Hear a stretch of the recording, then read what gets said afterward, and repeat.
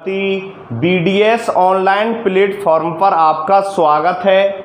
आपका पाठ नंबर 2 अम्ल क्षार एवं लवण चल रहा है, जो कि कितने अंक का है? 5 अंक का है। कितने अंक का है? 5।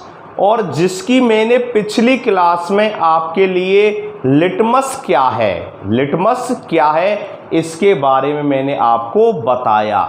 उससे पहले मैंने आपको समझाया कि भाई सूचक किसे कहते हैं और सूचक कितने प्रकार के होते हैं। तो मैंने आपको बताया कि सूचक किसे कहते हैं, इसकी परिभाषा बताई। सूचक कितने प्रकार होते हैं मैंने बताया, 2 प्रकार के होते हैं। नंबर 1 प्राकृतिक सूचक और नंबर दूसरे होते हैं यानी मानव निर्मित सूचक, जिन्हें हम संश्लेषित सूचक के नाम से भी जानते हैं, क्योंकि इनका निर्माण प्रयोगशाला के अंदर किया जाता है। इसके बारे में समझाया। प्राकृतिक सूचक में मैंने आपको कई उदाहरण दिए, लेकिन मैंने आपको हल्दी और लिटमस पत्र के बारे में पूरा समझाया। इसके अलावा मैंने कृत्रिम जो सूचक थे, जिसमें मैथिल ऑरेंज, कौन था? मैथिल ऑरेंज और फिनोल्फथैलीन, इन दोनों के बारे में पूरा विस्तार बताया। आज प्रिय छात्र छात्राओं, मैं आपके लिए अम्ल किसे कहते हैं, क्योंकि अभी तक हमने सामान्य बात पढ़ी थी, भाई अम्ल किसे कहते हैं, और मैंने बताया था वे पदार्थ स्वाद में कैसे होते हैं? खट्टे होते हैं। कैसे होते हैं? खट्टे होते हैं। स्वाद में कैसे होते हैं? खट्टे होते हैं। और नीले लिटमस पत्र को कैसा कर देते हैं? लाल। यानी नीले लिटमस पत्र को कैसा कर देते हैं? लाल। क्या कहलाते हैं? अम्ल कहलाते हैं। क्योंकि मैंने इसकी ट्रिक्स बताई थी अम्ल की। अम्ल अनीला की अम्ल नीले लिटमस पत्र को कैसा कर देते हैं? लाल कर देते हैं। कैसा कर देते हैं? लाल। क्लियर?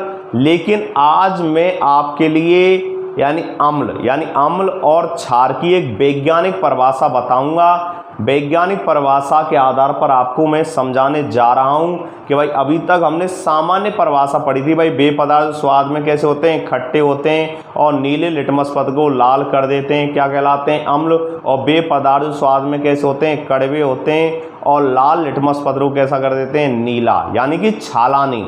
ट्रिक्स दी थी मैंने, क्या दी थी? छालानी। इसके बारे में मैंने आपको यानी अब तक समझाया। आज मैं एक वैज्ञानिक के अनुसार अम्ल और क्षार किसे कहते हैं इनके बारे में आपको समझाऊंगा। साथ ही साथ मैं अम्लों के और क्षारों के जो भौतिक गुणधर्म हैं या अम्लों के जो गुण हैं उनके बारे में हम आपको आज व्याख्या करेंगे। तो प्रिय छात्र छात्राओं, ध्यान से सुनना और नोट करना। तो आपका प्रश्न मैंने लिख दिया है कि अम्ल किसे कहते हैं, इनके प्रमुख गुणधर्मों को समझाइए। अम्ल किसे कहते हैं, इनके प्रमुख गुणधर्मों को क्या कीजिए? समझाइए। प्रश्न बनता है भाई अम्ल किसे कहते हैं और अम्लों के प्रमुख गुणधर्मों को क्या कीजिए? समझाइए। तो ध्यान से प्रिय छात्र छात्राओं सुनना कि भाई अम्ल किसे कहते हैं। तो देखिए, मैं आपको बता रहा हूं, एक वैज्ञानिक हुए थे आरेनियस। कौन से वैज्ञानिक हुए थे? आरेनियस। ध्यान देना, वैज्ञानिक कौन से हुए थे? आरेनियस।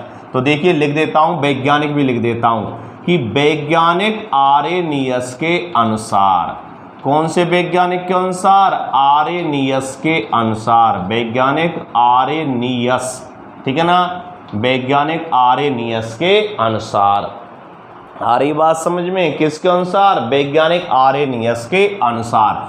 और वैज्ञानिक आरेनियस ने अम्ल क्षार की जो ये परिभाषा दी थी या जो एक परिकल्पना प्रस्तुत की थी, क्या की थी? जो ये परिकल्पना प्रस्तुत की थी या जो ये परिभाषा दी थी, ये सन 1887 में दी थी। कब दी थी? सन 1887 में। कौन से सन में? सन 1887 में। क्लियर?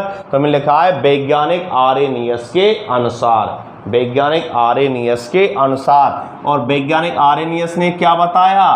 तो नोट करना भाई प्रिय छात्र छात्राओं। पहले मैं एक बार बोल देता हूं परिभाषा।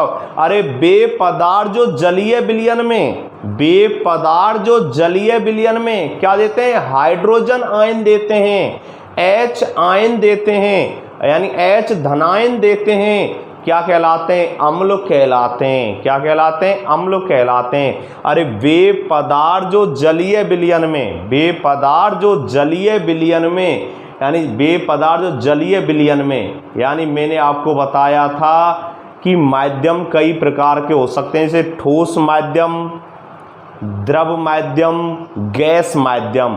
और ठोस माध्यम के लिए हम एस क्या लिखते हैं, एस सॉलिड, ठीक है ना। द्रव माध्यम के लिए क्या लिखते हैं, किसे प्रेजेंट करते हैं, क्या प्रतीक होता है, एल, क्या होता है, एल। और गैस को पार्ट नंबर 1 में समझाया है, गैस को जी से, किससे, जी से। और जलीय विलयन को हम ए क्यू से प्रेजेंट करते हैं, किससे, ए क्यू से। क्लियर, ऐसा मैंने आपको पार्ट नंबर 1 में बताया। क्लियर, ठोस के लिए एस, लिक्विड के लिए एल, गैस के लिए जी, और जलीय विलयन के लिए ए क्यू।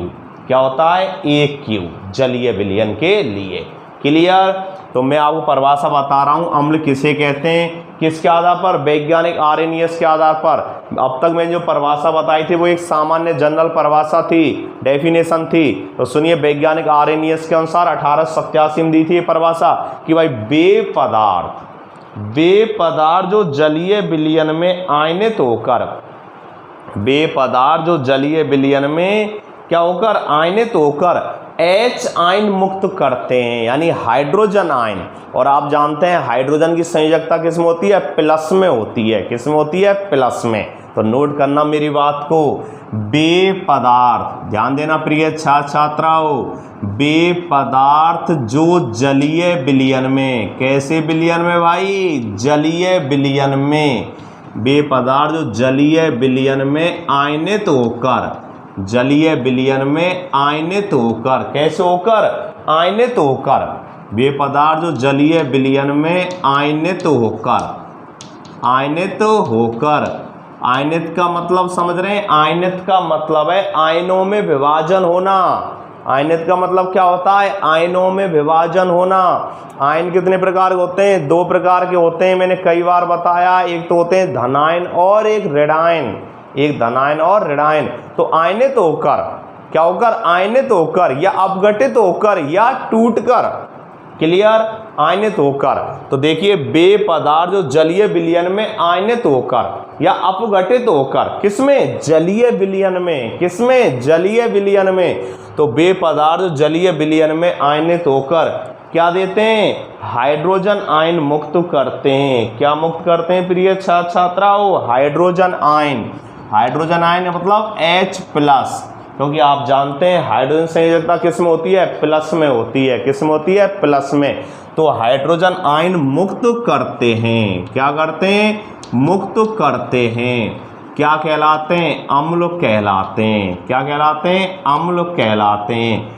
किसके अनुसार, वैज्ञानिक आरएनएस के अनुसार। वैज्ञानिक आरएनएस ने सन 1887 में एक परिकल्पना प्रस्तुत की थी अम्ल और क्षार की, जिसको अम्ल क्षार की ये क्या की थी, परिकल्पना प्रस्तुत की थी, जिसको वैज्ञानिक आरएनएस की अम्ल क्षार की परिकल्पना के नाम से जाना जाता है। यानी वैज्ञानिक आरएनएस की अम्ल क्षार की परिकल्पना के नाम से जाना जाता है। क्लियर, तो गौर देना, मैंने बताया है अम्ल किसे कहते हैं, वे पदार्थ जो जलीय विलयन में आयनित होकर H आयन मुक्त करते हैं। क्या कहलाते हैं, अम्ल कहलाते हैं। क्या कहलाते हैं, अम्ल कहलाते हैं।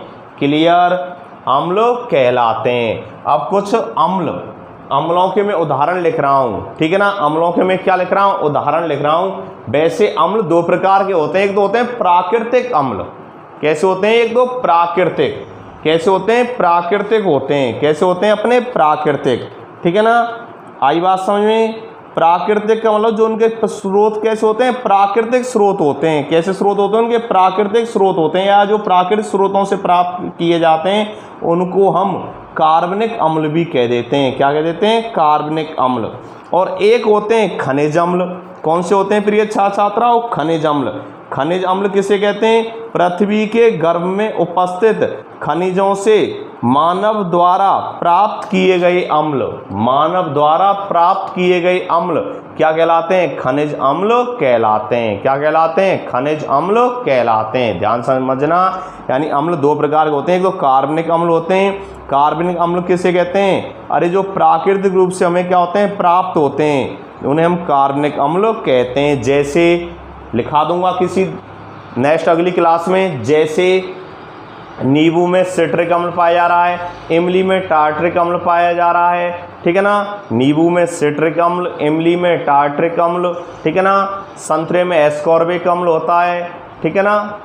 आ रही बात समझ में। इसके अलावा दही में कौन सा अम्ल होता है? लैक्टिक अम्ल होता है। किसमें होता है? दही में कौन सा होता है? लैक्टिक अम्ल होता है।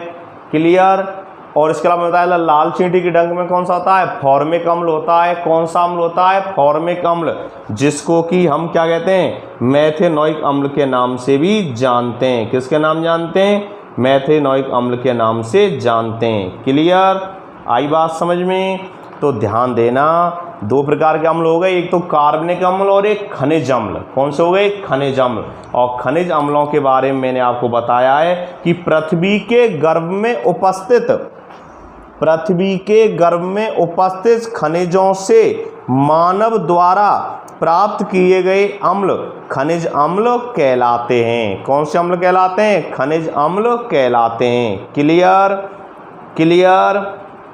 तो नोट करना इस बात को। तुम बात चल रही थी अपनी अम्ल किसे कहते हैं, और अम्ल के बारे में चल रही थी वैज्ञानिक आर्यनियस के अनुसार, ठीक है ना। इनको मैं लिखा दूंगा, कार्बनिक अम्ल और खनिज अम्ल को अभी लिखा दूंगा इस क्लास के बाद, ठीक है ना। अगली वीडियो में लिखा दूंगा मैं आपके लिए।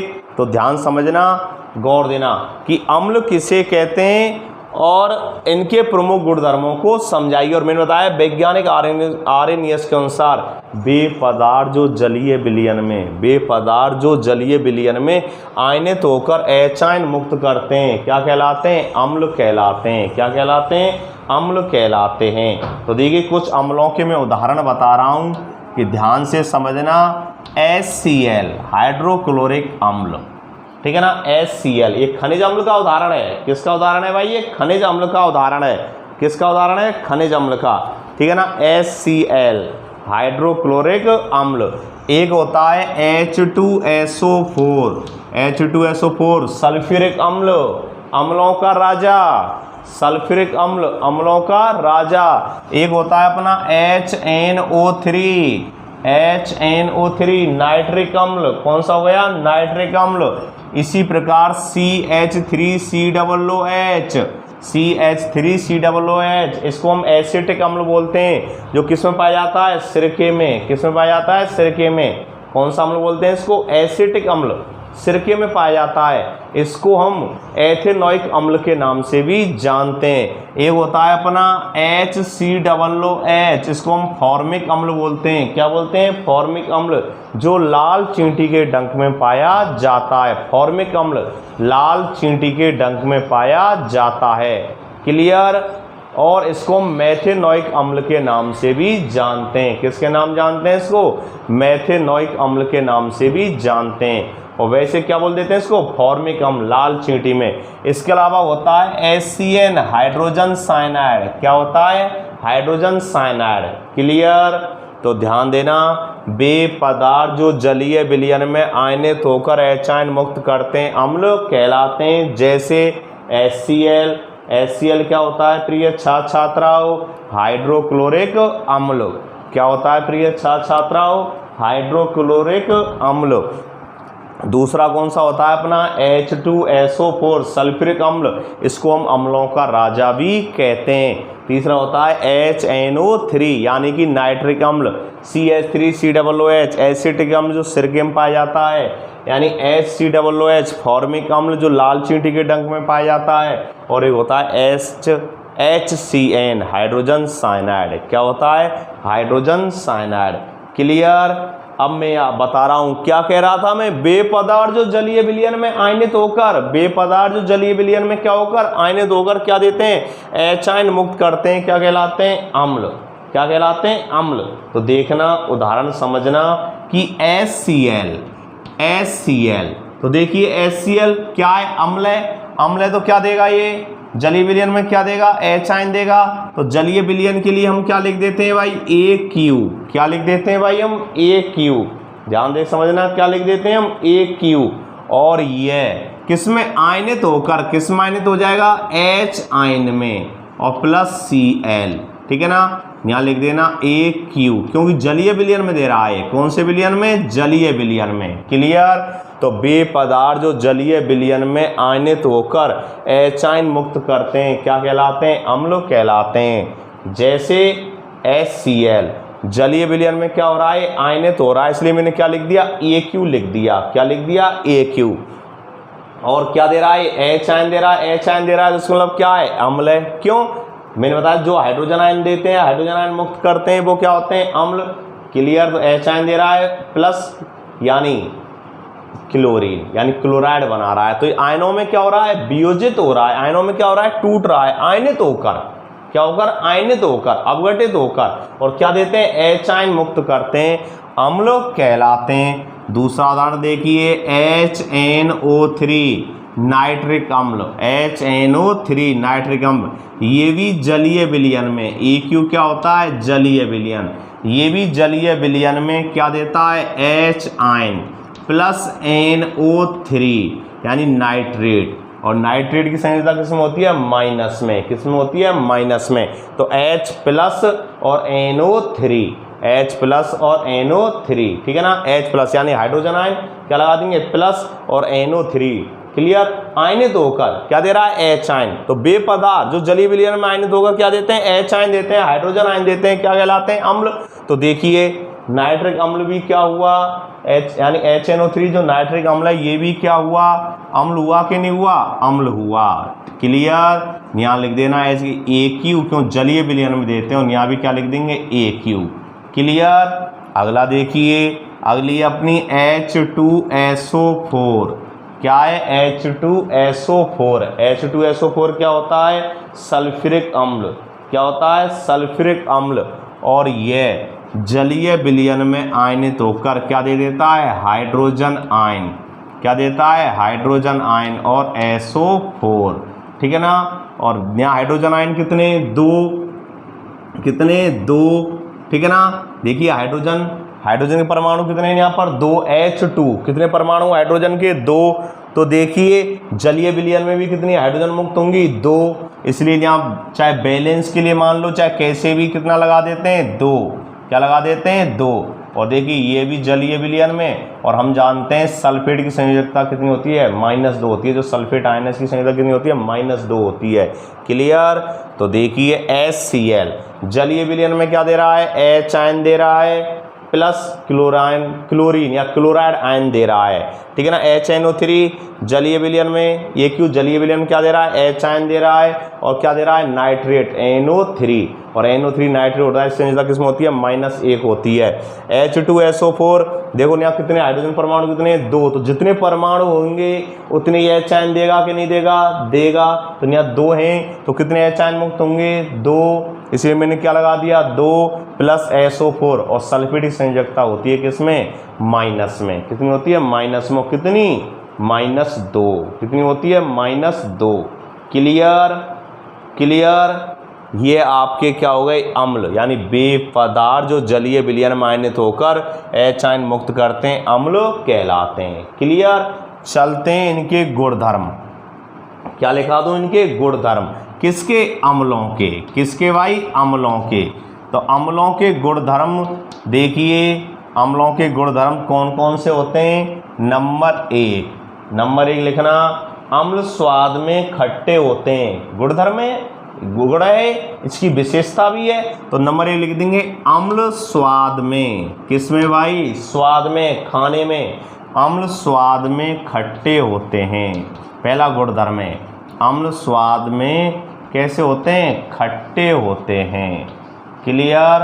अम्ल स्वाद में खट्टे होते हैं। नोट करना, पहला गुणधर्म है, अम्ल स्वाद में कैसे होते हैं? खट्टे होते हैं। क्लियर?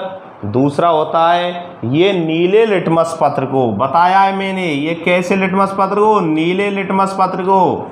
ये नीले लिटमस पत्र को, कैसे पत्र को भाई? लिटमस पत्र को। ये नीले लिटमस पत्र को कैसा कर देते हैं? लाल कर देते हैं।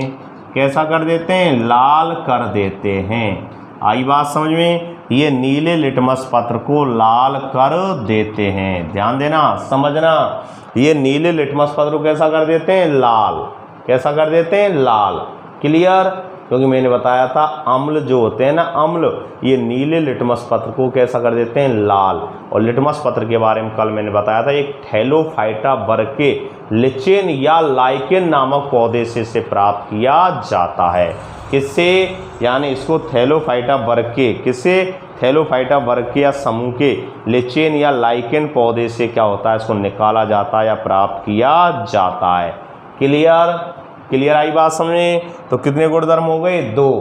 तीसरा चलते हैं, तीसरा है इनका जो जलीय विलयन होता है, किनका, अम्लों का, किसका, अम्लों का।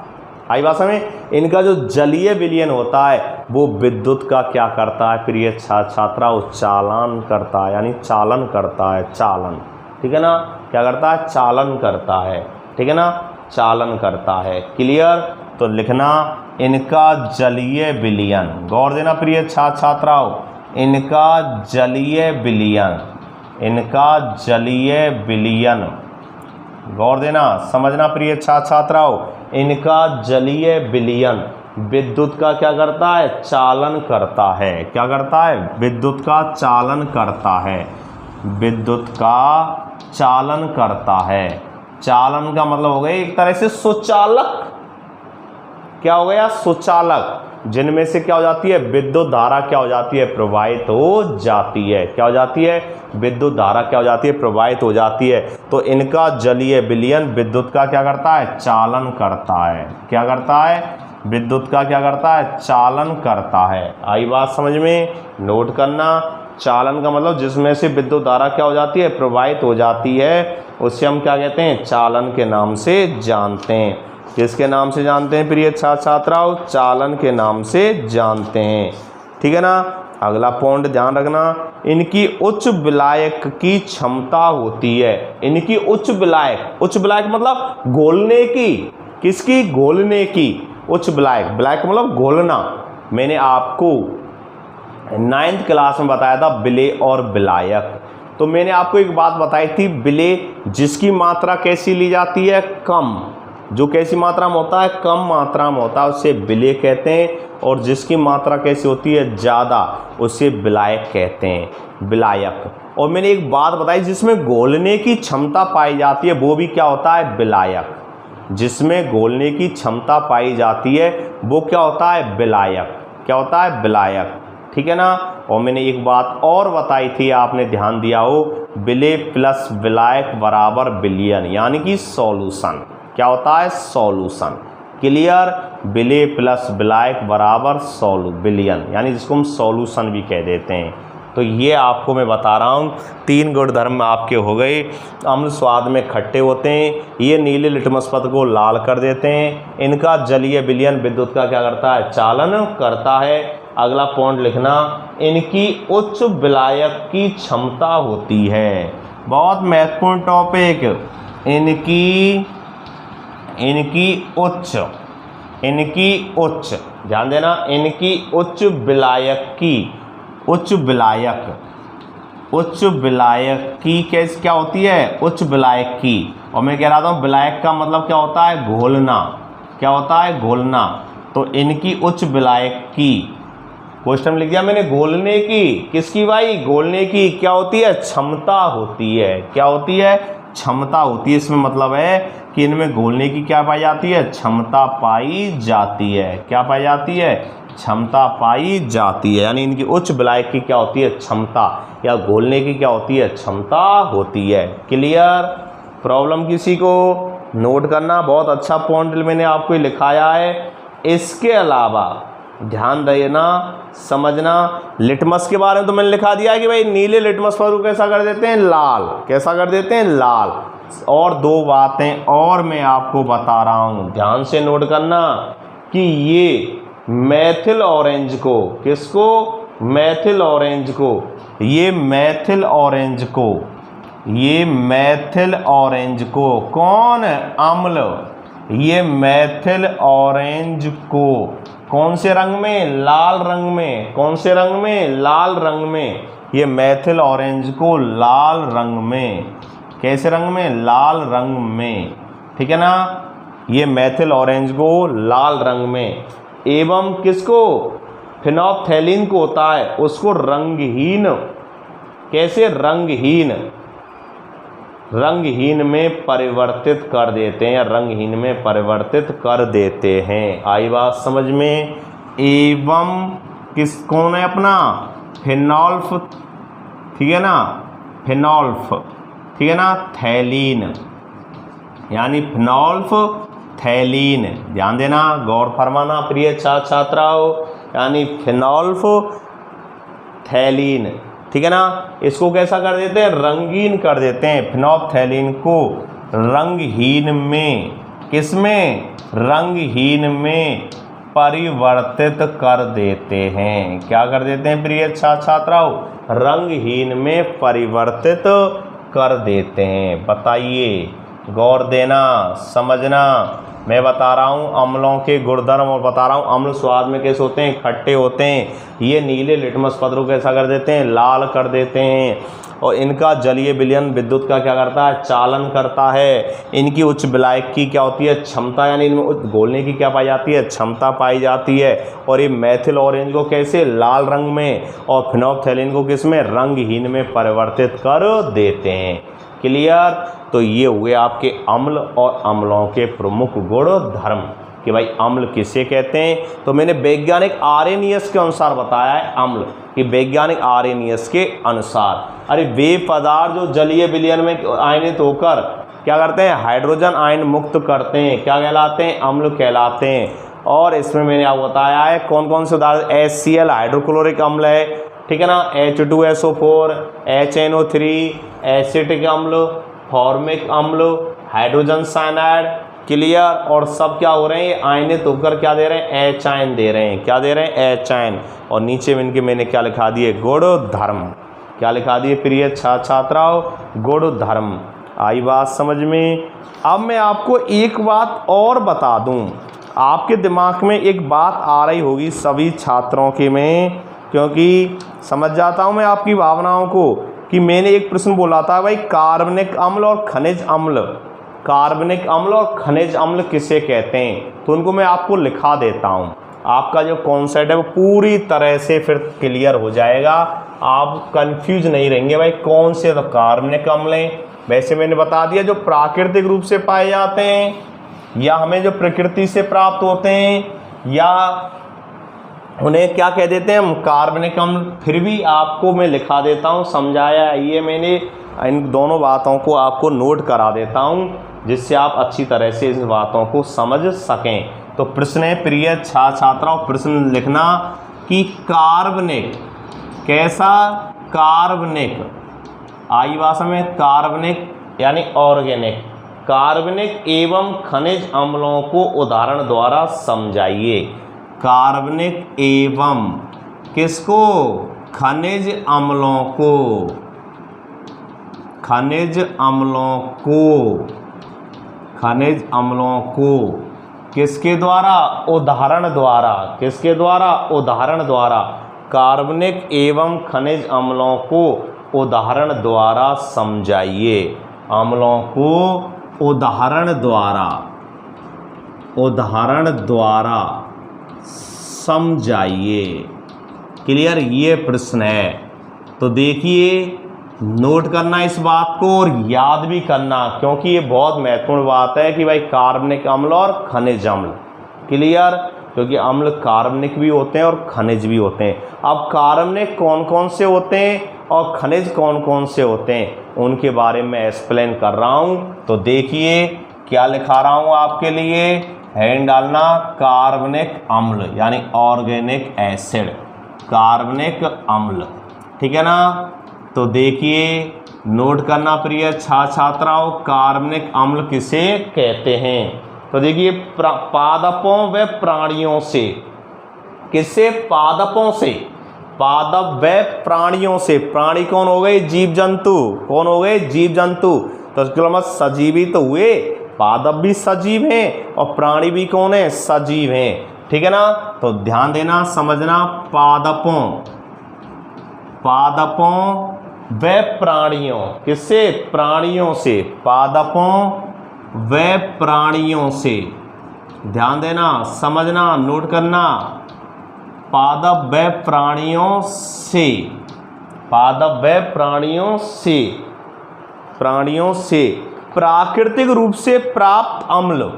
कैसे? प्राकृतिक रूप से, नेचुरल रूप से, प्राकृतिक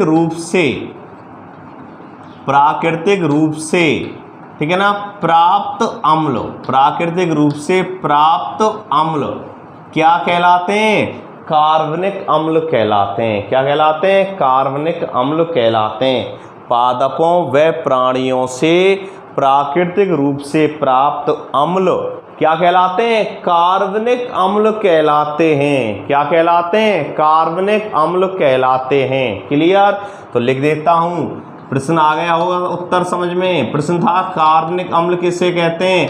अरे सीधी सी बात है, पादपों और प्राणियों से जो प्राकृतिक रूप से, जो नेचुरल रूप से हमें क्या होते हैं, जो अम्ल प्राप्त होते हैं, उन्हें हम क्या कह देते हैं? कार्बनिक अम्ल कह देते हैं। क्या कह देते हैं? कार्बनिक अम्ल कह देते हैं। आई बात समझे? तो क्या लिख दूं मैं? पादप प्राणियों से प्राकृतिक रूप से प्राप्त अम्ल कार्बनिक अम्ल कहलाते हैं। क्या कहलाते हैं? कार्बनिक अम्ल कहलाते हैं।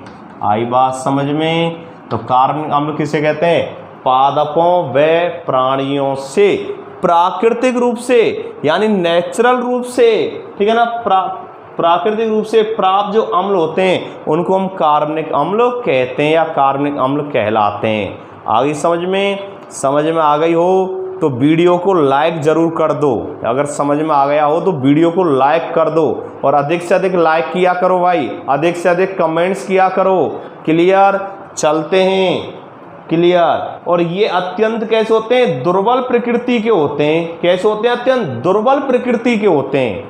ठीक है ना, यानी ये हमारे लिए, शरीर के लिए कैसे नहीं होते हैं? हानिकारक नहीं होते हैं। कैसे नहीं होते हैं? हानिकारक नहीं होते हैं। इसलिए मैं बता रहा हूं ये अत्यंत कैसे होते हैं? दुर्बल प्रकृति के होते हैं। तो इस लाइन को भी नोट कर लेना कि ये अत्यंत, ध्यान देना, ये अत्यंत दुर्बल प्रकृति के होते हैं। कैसी प्रकृति के होते हैं?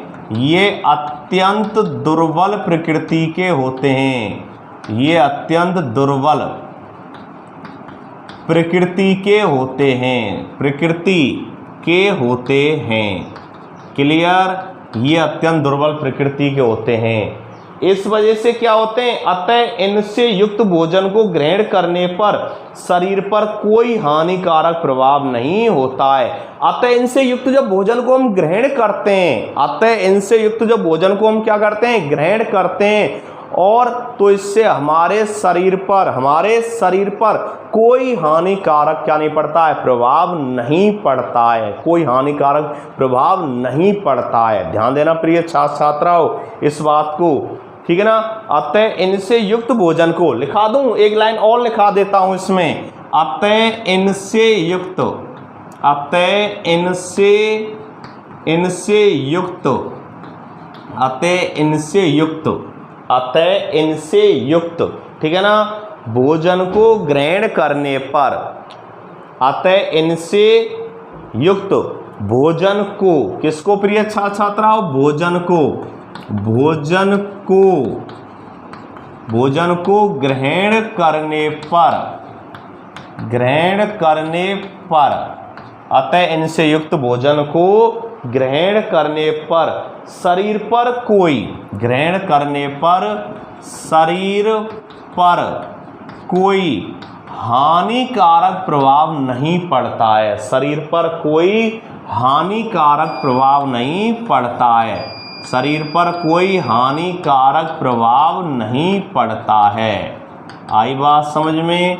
शरीर पर कोई हानिकारक प्रभाव नहीं पड़ता है। यानी अगर इनको हम सेवन कर लें या इनको हम भोजन के साथ जब उपयोग में लेते हैं और भोजन के साथ जब उपयोग में ले लेते हैं तो हमारे शरीर पर कोई हानिकारक प्रभाव नहीं पड़ता है। कोई हानिकारक प्रभाव नहीं पड़ता है हमारे शरीर पर, या हमारे शरीर में ये कोई ऐसा विषाक्तता उत्पन्न नहीं करते हैं जिससे हमारे शरीर को हानि पहुंचे। क्यों ऐसा क्यों का उत्तर मैंने पहले ही दे दिया है। क्यों ये अत्यंत कैसे होते हैं भाई? दुर्बल प्रकृति के होते हैं। कैसी प्रकृति के होते हैं? दुर्बल प्रकृति के होते हैं। क्लियर? आई बात समझ में? और कुछ प्रमुख कार्बनिक अम्ल और उनके प्राकृतिक स्रोतों के बारे में आपको बता रहा हूँ, समझना, नोट कर लेना, ठीक है। कौन कौन से कार्बनिक अम्ल हैं और उनके कौन कौन से स्रोत हैं उनके बारे में आपको बता रहा हूँ। तो देखिए इस तरह एक कॉलम बना लेना, प्राकृतिक स्रोत, ठीक है ना, नेचुरल रिसोर्स, स्रोत, आई बात समझ में। और इधर लिख देना आप, क्या लिख देंगे, प्राकृतिक स्रोत, और इधर क्या लिख देंगे, अम्ल, क्या लिख देंगे, अम्ल। तो देखिए नंबर 1 बता रहा हूं, नींबू। नींबू में कौन सा अम्ल पाया जाता है, सिट्रिक अम्ल। एक बात और सुन लीजिए, नींबू स्वाद में खट्टा होता है कि नहीं होता है, अरे नींबू स्वाद में खट्टा होता है कि नहीं होता है, होता है, होता है कि नहीं होता है, होता है। जो अम्ल है कि नहीं है, अम्ल है, यानी नींबू स्वाद में कैसा होता है, खट्टा होता है, खट्टा होते हैं तो वो क्या है, अम्ल हैं। क्या हमने, एक लाइन समझ लेना, क्या हमने या तुमने, ठीक है ना, नींबू के अंदर खट्टापन उत्पन्न किया है क्या, या हमने या तुमने नींबू के अंदर खट्टापन उत्पन्न किया था, नहीं किया था, क्योंकि ये कैसा है, प्राकृतिक है, प्रकृति प्रदत्त है, क्योंकि इसकी विशेषता है, नींबू का स्वाद कैसा होता है, खट्टा होता है, तो खट्टा होता है, इसका मतलब क्या हुआ, अम्ल हुआ। तो प्राकृतिक स्रोत और अम्ल, प्राकृतिक स्रोत और अम्ल, तो नींबू में कौन सा हो गया, सिट्रिक अम्ल। सिरका होता है, सिरका, सिरके में कौन सा पाया जाता है, एसिटिक अम्ल पाया जाता है। कौन सा अम्ल पाया जाता है, एसिटिक अम्ल। सिरका जानते हैं अचार आदि को संरक्षित रखने वाला एक पदार्थ होता है, एसिटिक अम्ल। सिरके में कौन सा अम्ल पाया जाता है, एसिटिक अम्ल। CH3COOH, CH3COOH एसिटिक अम्ल का अणु सूत्र है, CH3COOH, इसी को बोलते हैं एसिटिक अम्ल। क्लियर। संतरा जो होती है ना, संतरा, संतरा में भी सिट्रिक अम्ल पाया जाता है। कौन सा अम्ल पाया जाता है, सिट्रिक अम्ल पाया जाता है, ठीक है ना। कौन सा अम्ल पाया जाता है, सिट्रिक अम्ल पाया जाता है संतरे में भी। क्लियर, नोट करना। इमली जो होती है, इमली, इमली में कौन सा अम्ल पाया जाता है, टार्टरिक अम्ल पाया जाता है। तो देखिए प्राकृतिक स्रोत, ठीक है ना, इमली है, प्राकृतिक है, प्रकृति प्रदत्त होती है इमली, और इसके अंदर जो टार्टरिक अम्ल है, क्या हमने तुमने उत्पन्न किया है इसके अंदर जो खट्टापन, या टार्टरिक अम्ल हमने तुमने डाला है क्या इसके अंदर, नहीं। तो कैसे, अरे वे पादप प्राणियों से प्राकृतिक रूप से जो प्राप्त अम्ल होते हैं वही कार्बनिक अम्ल कहलाते हैं। तो किसके उदाहरण चल रहे हैं भाई, ये कार्बनिक अम्लों से, कार्बनिक अम्लों के उदाहरण चल रहे हैं। क्यों कार्बनिक अम्ल क्यों कहते हैं, क्योंकि ये पादप प्राणियों से कैसे प्राप्त हो रहे हैं, प्राकृतिक रूप से प्राप्त हो रहे हैं, ठीक है ना। और इनका हम सेवन जब कर लेते हैं या भोजन साधन को ग्रहण कर लेते हैं, इमली खूब खाते हैं आप, संतरा का खूब उपयोग कर रहे हैं, नींबू का खूब उपयोग सेवन करते हैं, कोई हानिकारक प्रभाव पड़ता है क्या शरीर पर, नहीं पड़ता है। क्यों नहीं पड़ता है, तो मैंने लिखा दिया, ये अत्यंत दुर्बल प्रकृति के होते हैं। ध्यान देना, मेरी बात को नोट करना अपने दिमाग में। क्लियर। अगला है अपना, ध्यान देना, समझना, दही। अरे दही का सेवन करते हैं नहीं करते आप, तो दही में क्या पाया जाता है, कौन सा अम्ल पाया जाता है, लैक्टिक अम्ल पाया जाता है। और लैक्टिक अम्ल की वजह से दही कैसी होती है, खट्टी, क्योंकि बेपदार्थ स्वाद में कैसे होते हैं, खट्टे होते हैं, सब क्या कहलाते हैं, अम्ल कहलाते हैं। बेपदार्थ स्वाद में कैसे होते हैं, खट्टे होते हैं, क्या कहलाते हैं, अम्ल कहलाते हैं। तो देखो अपनी दही में कौन सा अम्ल है, लैक्टिक अम्ल है, क्यों दही भी कैसी होती है, खट्टी होती है। क्लियर।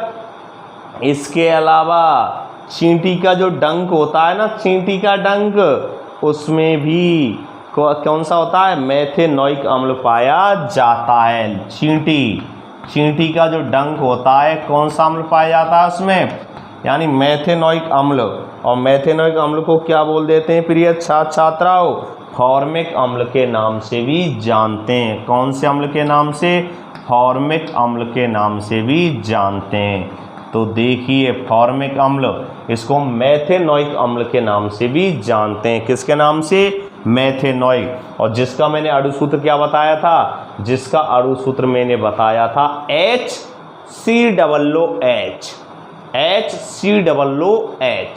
ठीक है ना, फॉर्मिक अम्ल। तो किस में पाया जाता है, चींटी में पाया जाता है। आई बात समझ में? क्लियर? तो ये हो गए अपने कार्बनिक अम्ल। क्लियर बात समझ में आ गई मुझे पूरा विश्वास है, ठीक है ना, कि कार्बनिक अम्ल किसे कहते हैं, पूरा विश्वास है, ठीक है ना, पूरा विश्वास है, आपकी समझ में आ गया होगा। चलते हैं नेक्स्ट, इसमें अगला कौन सा है? खनिज अम्ल। कौन सा है प्रिय छात्राओं? खनिज अम्ल। तो देखिए खनिज अम्ल के बारे में और आपको बता देता हूँ, समझना, नोट करना। आई बात समझ? पृथ्वी के गर्भ में उपस्थित, ध्यान देना, पृथ्वी के गर्भ में उपस्थित, परिभाषा तो मैं आपको पहले भी बोल रहा था लेकिन लिखा दूं, क्योंकि लिखाने से आप अपनी कॉपी में लिख लेंगे और आप अच्छी तरह से इनको याद कर लेंगे, ठीक है ना। परिभाषा मैंने बोल दी, बाई चांस तो मैं ध्यान नहीं रहती तो इसलिए लिख लेना। आई बात समझ में प्रिय छात्राओं? खनिज अम्ल पृथ्वी के गर्भ में उपस्थित खनिजों से, पृथ्वी के गर्भ में उपस्थित, पृथ्वी के गर्भ में उपस्थित खनिजों से, किससे भाई? खनिजों से, पृथ्वी के गर्भ में उपस्थित, गर्भ यानी भूगर्भ, पृथ्वी का गर्भ मतलब भूगर्भ, तो पृथ्वी के गर्भ में उपस्थित खनिजों से मानव द्वारा, किसके द्वारा? मानव द्वारा, मानव द्वारा, ठीक है ना, मानव द्वारा प्राप्त किए गए, मानव द्वारा प्राप्त किए गए, गौर देना, मानव द्वारा प्राप्त किए गए, ठीक है ना, अम्ल खनिज अम्ल कहलाते हैं। द्वारा प्राप्त किए गए अम्ल क्या कहलाते हैं? खनिज अम्ल कहलाते हैं। अरे कौन से अम्ल कहलाते हैं भाई? खनिज अम्ल कहलाते हैं। पृथ्वी के गर्भ में उपस्थित खनिजों से मानव द्वारा, पृथ्वी के गर्भ में उपस्थित खनिजों से मानव द्वारा प्राप्त किए गए अम्ल क्या कहलाते हैं? खनिज अम्ल कहलाते हैं। क्या कहलाते हैं? खनिज अम्ल कहलाते हैं। नोट करना इस बात को कि भाई खनिज अम्ल किसे कहते हैं, और मैं उत्तर दे रहा हूँ, पृथ्वी के गर्भ में उपस्थित खनिजों से मानव द्वारा प्राप्त किए गए जो अम्ल होते हैं वो खनिज अम्ल कहलाते हैं। और ये कैसे होते हैं? ये कैसे होते हैं? ये अत्यधिक प्रबल व संक्षारक प्रकृति के होते हैं। कैसे होते हैं? प्रबल होते हैं, प्रबल। ये अत्यधिक कैसे होते हैं? प्रबल होते हैं और संक्षारक प्रकृति के होते हैं। इस बात को मैं लिखा देता हूँ, उसमें क्या लिखाया था मैंने? अत्यंत कैसे होते हैं? दुर्बल प्रकृति के होते हैं। और इसके बारे में आपको क्या लिखा रहा हूँ? ये अत्यधिक प्रबल, ये अत्यधिक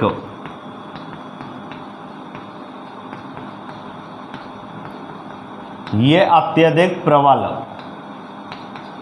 आई बात समझ में? ये अत्यधिक प्रबल और कैसी प्रकृति के होते हैं? संक्षारक प्रकृति के होते हैं। ये अत्यधिक प्रबल व संक्षारक प्रकृति के होते हैं। आई बात समझ में? ये अत्यंत प्रबल होते हैं और संक्षारक प्रकृति के होते हैं। और उसमें मैं क्या बता रहा था? कार्बनिक अम्लों में कैसे होते हैं? अत्यंत दुर्बल प्रकृति के होते हैं। अतः इनसे युक्त जब हम भोजन को ग्रहण करते हैं ना, तो हमारे शरीर पर कोई प्रभाव नहीं पड़ता है, कोई हानिकारक प्रभाव नहीं पड़ता है। अब सुनो खनिज अम्लन की बात। ये कैसे होते हैं? अत्यंत कैसे होते हैं? प्रबल होते हैं और संक्षारक प्रकृति के होते हैं। तो इन्हें खाने के उपयोग में तो लेने की सोच भी नहीं सकते। इन्हें खाने के यानी खाने के उपयोग के बारे में तो सोच भी नहीं सकते। अगर इनका हमारे शरीर पर हल्का सा क्या हो जाए? स्पर्श हो जाए, या इनका हल्का सा स्पर्श मात्र हो जाए, तो हमारी त्वचा को क्या कर देते हैं? जला देते हैं। देखा होगा तेजाब, गंधक का अम्ल है कि नहीं? तेजाब और गंधक का अम्ल। क्लियर? आरी भाषा में इनकी खाने की तो हम सोच भी नहीं सकते हैं कि इनको खा लें या इनको सेवन कर लें या इनको चख लें, ठीक है ना। ये तो इनके स्पर्श मात्र से ही हमारी त्वचा क्या हो जाती है? जल जाती है। क्या हो जाती है? जल जाती है। आई बात समझें? और कुछ खनिज अम्ल निम्नलिखित हैं, तो मैं उदाहरण दे रहा हूँ खनिज अम्लों के। HCl, ये खनिज अम्ल का उदाहरण है। HCl हाइड्रोक्लोरिक अम्ल कहते हैं भाई, नोट कर लेना। क्या कहते हैं इसको? हाइड्रोक्लोरिक अम्ल, HCl, हाइड्रोक्लोरिक अम्ल। तो ये कैसा है? खनिज अम्ल है। ठीक है ना, क्योंकि पृथ्वी के गर्भ में उपस्थित खनिजों से मानव के द्वारा प्राप्त किए गए जो अम्ल होते हैं वो खनिज अम्ल कहलाते हैं। तो HCl कौन सा है? HCl हाइड्रोक्लोरिक अम्ल जो होता है कैसा है? खनिज अम्ल का उदाहरण है। कौन से अम्ल का उदाहरण है? खनिज अम्ल का। ये होता है H2SO4 सल्फ्यूरिक अम्ल। कौन सा होता है? सल्फ्यूरिक अम्ल। और सल्फ्यूरिक अम्ल जो होता है ना, इसको हम अम्लों का राजा भी कह देते हैं। क्या कह देते हैं? अम्लों का राजा। क्लियर? अम्लों का राजा के नाम से भी जानते हैं। प्रश्न बनता है भाई सल्फ्यूरिक अम्ल को अम्लों का राजा क्यों कहते हैं? King of acid. King of acid. Acid अम्ल। किंग ऑफ एसिड अम्लों का राजा इज कॉल्ड, कौन कहलाता है? सल्फ्यूरिक अम्ल H2SO4। क्यों कहलाता है? सुनिए, किसी देश के जो उद्योग धंधे होते हैं, किसी देश के उद्योग धंधे होते हैं, वो कितनी मात्रा में सल्फ्यूरिक अम्ल का उपयोग कर रहे हैं। सीधी सी बात है, आप ये समझो, किसी देश का जो औद्योगिक विकास दर है, औद्योगिक विकास दर, उद्योग धंधों की विकास दर, वो सल्फ्यूरिक अम्ल की खपत से मापी जाती है। किसी देश के जो औद्योगिक विकास दर है ना, किसी देश का जो औद्योगिक विकास दर है वो सल्फ्यूरिक अम्ल की खपत से मापी जाती है। और कोई भी देश जितना H2SO4 या सल्फ्यूरिक अम्ल का उपयोग करता है वो औद्योगिक दृष्टि से उतना ही उन्नत माना जाता है। आई बात समझ में? इसलिए इसको सल्फ्यूरिक अम्ल को अम्लों का क्या कहते हैं? राजा कहते हैं।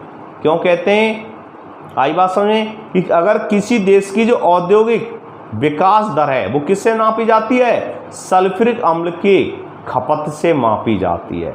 और जिस देश के उद्योग धंधे सल्फ्यूरिक अम्ल की जो खपत है ना उससे मापी जा रही है, और जो देश सल्फ्यूरिक अम्ल का जितना ज़्यादा उपयोग करेंगे वो देश औद्योगिक विकास दर से उतना ही कैसा माना जाता है? उन्नत माना जाता है। इसलिए इसको किंग ऑफ एसिड अम्लों का राजा, अम्लों का राजा के नाम से जानते हैं। क्लियर? अम्लों के राजा के नाम से जानते हैं। अगला उदाहरण दे रहा हूं HNO3। HNO3 नाइट्रिक अम्ल। कैसा अम्ल? नाइट्रिक अम्ल। HNO3 नाइट्रिक अम्ल। क्लियर? HCl हाइड्रोक्लोरिक अम्ल, H2SO4 सल्फ्यूरिक अम्ल, HNO3 नाइट्रिक अम्ल। तीनों कौन किसके उदाहरण है? खनिज अम्ल के उदाहरण है। किसके उदाहरण है? खनिज अम्ल के उदाहरण हैं। आई बात समझ में? प्रश्न में लिखाया था भाई कार्बनिक अम्ल और खनिज अम्लों को उदाहरण द्वारा समझाइए, और मैं उत्तर दे रहा था आपके लिए, दिया है, दे नहीं रहा था, दिया है कि कार्बनिक अम्ल किसे कहते हैं और खनिज अम्ल किसे कहते हैं। तो मैंने आपको बताया खनिज अम्ल, कार्बनिक अम्ल की बता दिया, कार्बनिक अम्ल के कौन कौन से उदाहरण उनके बारे में बता दिया, और खनिज अम्ल पृथ्वी के गर्भ में उपस्थित खनिजों से मानव के द्वारा, किसके द्वारा? मानव के द्वारा प्राप्त किए गए जो क्या होते हैं? अम्ल होते हैं, वो खनिज अम्ल कहलाते हैं। और ये अत्यंत प्रबल व संक्षारक प्रकृति के होते हैं। इनकी चखने की तो बात बहुत दूर है, इनको खा नहीं सकते, सेवन नहीं कर सकते, चखने की बात बहुत दूर है। इनकी तो स्पर्श मात्र से ही हमारी त्वचा क्या हो जाती है? जल जाती है। तो ये हो गए अपने खनिज अम्ल, और ये हो गए कार्बनिक अम्ल, कि जो हमें कैसे प्राकृतिक रूप से प्राप्त होते हैं। पादप व प्राणियों से प्राकृतिक रूप से जो हमें प्राप्त अम्ल होते हैं ना, वो कार्बनिक अम्ल के नाम से जाने जाते हैं। कौन से अम्लों के नाम से?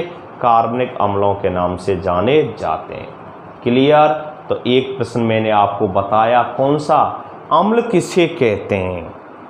अम्ल किसे कहते हैं? और अम्लों के भौतिक गुणधर्मों को समझाइए। तो अम्ल किसे कहते हैं? वैज्ञानिक आर्रेनियस के अनुसार परिभाषा बताइए मैंने। किसके अनुसार? वैज्ञानिक आर्रेनियस के अनुसार, और उनके गुणधर्मों के बारे में समझाया।